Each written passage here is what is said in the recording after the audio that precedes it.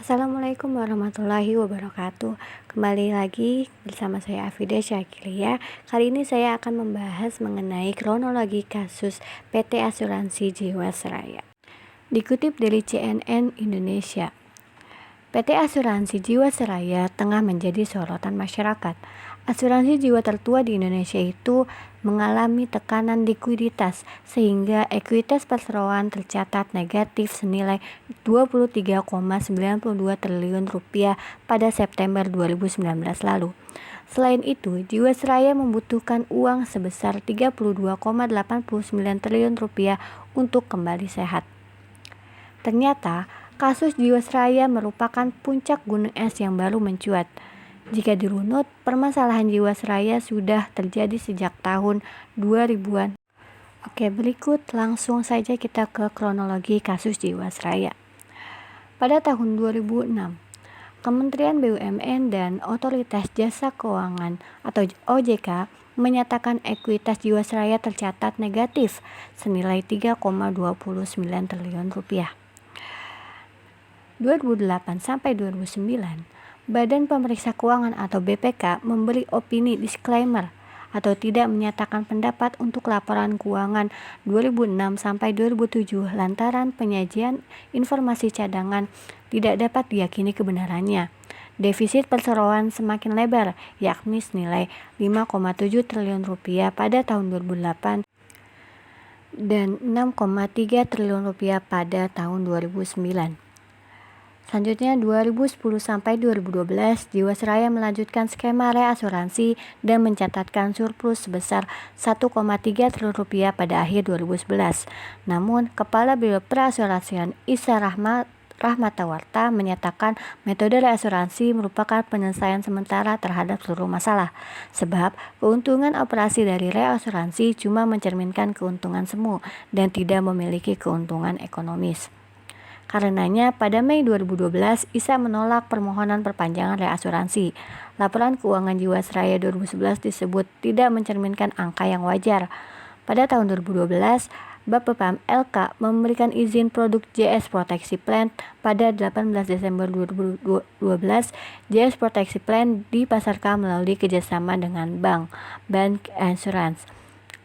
Produk ini ikut menambah sakit perseroan lantaran menawarkan bunga yang tinggi, yakni 9-13%.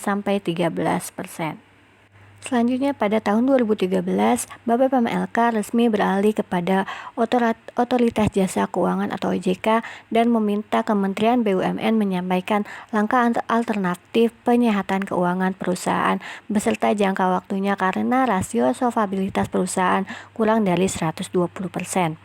Perusahaan menyampaikan alternatif penyehatan berupa penilaian kembali aset tanah dan bangunan revaluasi menjadi 6,56 triliun rupiah dan mencatat laba senilai 457,2 miliar rupiah. Di tahun 2014, di tengah permasalahan keuangan, Jiwasraya justru menggelontorkan sponsor untuk klub sepak bola asal Inggris yaitu Manchester City. Pada tahun 2017, kondisi keuangan Jiwasraya tampak membaik.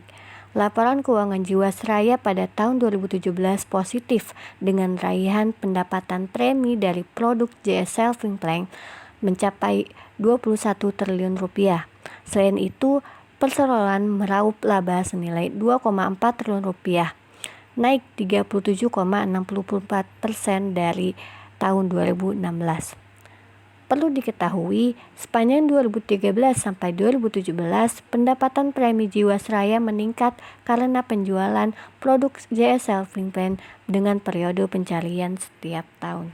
Selanjutnya di tahun 2018, Direktur Pengawasan Asuransi OJK Ahmad Nasrullah menerbitkan surat pengesahan cadangan premi 2016 sebesar 10,9 triliun rupiah. Pada bulan yang sama, Direktur Utama Jiwasraya Hendrisman Rahim dan Direktur Keuangan Jiwasraya Heri Prasetyo dicopot. Nasabah mulai mencairkan JS Saving Plan karena mencium kebobrokan direksi lama. Pada Mei 2018, pemegang saham menunjuk Asmawi Syam sebagai Direktur Utama Jiwasraya. Di bawah kepemimpinannya, direksi baru melaporkan terdapat kejanggalan laporan keuangan kepada Kementerian BUMN. Indikasi kejanggalan itu betul, karena hasil audit Kantor Akuntan Publik atau KAP, PricewaterhouseCoopers atau PwC Indonesia atas laporan keuangan 2017 mengoreksi laporan keuangan interim dari laba sebesar 2,4 triliun rupiah menjadi hanya 428 miliar rupiah. Pada Agustus 2018, Menteri BUMN Rini Sumarno mengumpulkan direksi untuk mendalami potensi gagal bayar perseroan. Ia juga meminta kepada BPK dan BPKB untuk melakukan audit investigasi terhadap Jiwasraya. Pada Oktober sampai November 2018, masalah tekanan likuiditas Jiwasraya mulai tercium publik. Perseroan mengumumkan tidak dapat membayar klaim polis jatuh tempo nasabah JS Saving Plan sebesar 822 miliar rupiah. Pada November, pemegang saham menunjuk Heksana Tri Sasangko sebagai Direktur Utama menggantikan Asmawi Syam. Heksana mengungkap Jiwasraya membutuhkan dana sebesar 32,89 triliun rupiah untuk memenuhi rasio solvabilitas senilai 180%. Tidak hanya itu, aset perusahaan tercatat hanya sebesar 23,26 triliun rupiah, sedangkan kewajibannya mencapai 50,5 triliun rupiah. Akibatnya, ekuitas Jiwasraya negatif sebesar 27,24 triliun rupiah. Sementara itu, liabilitas dari produk JS Saving Plan yang bermasalah tercatat sebesar 15,75 triliun rupiah. Pada November 2019, Kementerian BUMN di bawah kepemimpinan Erick Thohir mengaku melaporkan indikasi kecurangan di Jiwasraya di Kejaksaan Agung. Hal itu dilakukan setelah pemerintah melihat secara rinci laporan keuangan perusahaan yang dinilai tidak transparan. Kementerian BUMN juga mensinyalir investasi Jiwasraya banyak ditaruh di saham-saham gorengan. Hal ini menjadi satu dari sekian masalah gagal bayar klaim asuransi Jiwasraya. Selain Kejaksaan Agung, Kejaksaan Tinggi DKI Jakarta juga menaikkan status pemeriksaan dari penyelidikan menjadi penyidikan pada kasus dugaan korupsi.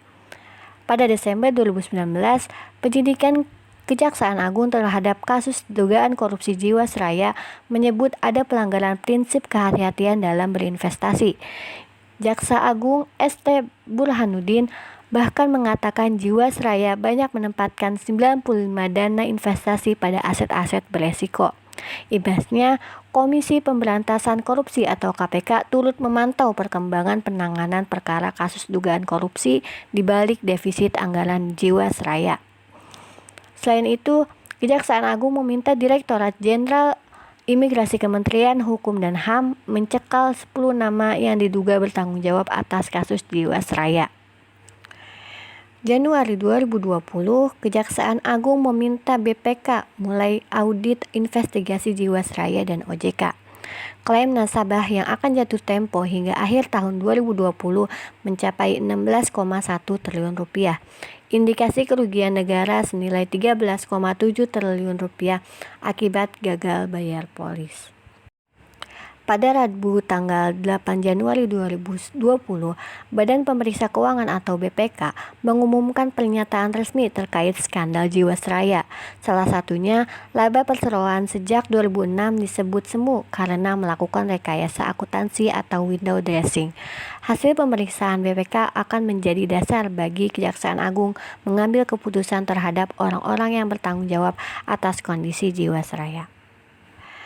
Itulah tadi rangkaian kronologi kasus PT Asuransi Jiwasraya. Semoga bermanfaat bagi para penonton. Sampai jumpa di video-video selanjutnya. Terima kasih. Wassalamualaikum warahmatullahi wabarakatuh.